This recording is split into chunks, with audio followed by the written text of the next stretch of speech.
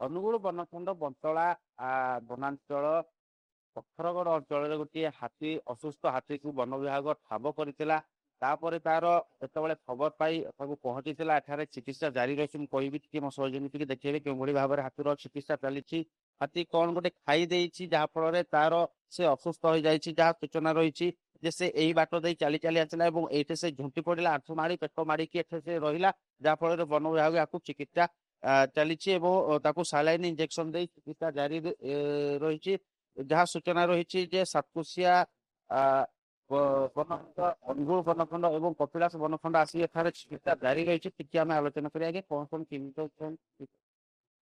ବର୍ତ୍ତମାନ ତାର ହାତୀର ମେଜର ଅସୁବିଧା ଅଛି, ଗୋଟେ ଘା ଅଛି ଯୋଉଟା କି ଗୋଟେ ଏକ୍ସପ୍ଲୋଜିଭ ରହୁନି, ଫ୍ରାକ୍ଚର ମଧ୍ୟ ଅଛି, କିଛି ଚାରି ବड़ा ଜାଗା ତାର ପାଉତି ଆମେ ଯାହା ହାତୀ ପାଖାପାଖି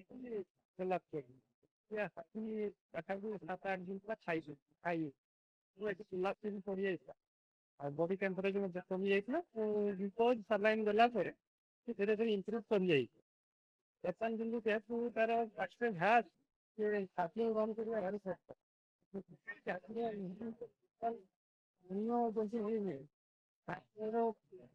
ଖାଦ୍ୟ ଗ୍ରହଣ ତାର ଅଲଗା ତାର ଜିଭ ଯାଏ ଯେହେତୁ ଏଇଟା ହେଇପାରିବନି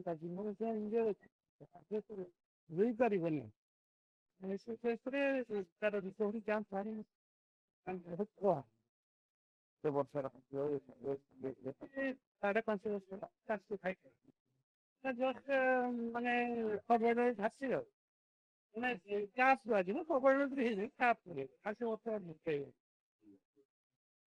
ଅଧିକାରୀ ମହୋଦୟ ସୂଚନା ଦେଇଥିଲେ ଯେ ହାତୀଟି 5 ବର୍ଷର ଏବଂ ଏ ହାତୀଟି କଣ ଗୋଟେ ଖାଇ ଦେଇଛି ଯାହା ଫଳରେ ତା ପାଟିରେ ଗୋଟେ ଘା ହୋଇଛି ଏବଂ ସେ କୌଣସି ଖାଦ୍ୟ ଗ୍ରହଣ କରିପାରୁନାହିଁ। ତାକୁ ସାଲାଇନ୍ ଦିଆଯାଉଛି ଏବଂ ତାକୁ କେଉଁଭଳି ଭାବରେ ଏଠି ଚିକିତ୍ସା ଜାରି ରହିଛି ତାହା ଆପଣ ମାନେ ଦେଖିପାରୁଥିବେ ଯେ ତାର ମୁହଁରେ ଗୋଟେ ବଡ ଘା ରହିଛି ଯାହା ଫଳରେ ସେ ଖାଦ୍ୟ ଗ୍ରହଣ କରିପାରୁନି ଏବଂ ଯାହା ସୂଚନା ରହିଛି 5-6 ଦିନ ହେଲାଣି ଏଇ ସେ ଅସୁସ୍ଥ ଅନୁଭବ କରୁଥିଲା ଏବଂ ଏହି ଅଞ୍ଚଳରେ ତାକୁ ବନ ବିଭାଗ ଠାବ କରି ତାକୁ ଚିକିତ୍ସା ଜାରି ରହିଛି ଏବଂ ଏ ହାତୀର ବୟସ ପାଖାପାଖି 5 ବର୍ଷ ହେବ ବୋଲି ଅନୁମାନ କରାଯାଉଛି। ଅନୁଗୁଳରୁ ରାଜେଶ ପାତ୍ରଙ୍କ ରିପୋର୍ଟ, MBC TV।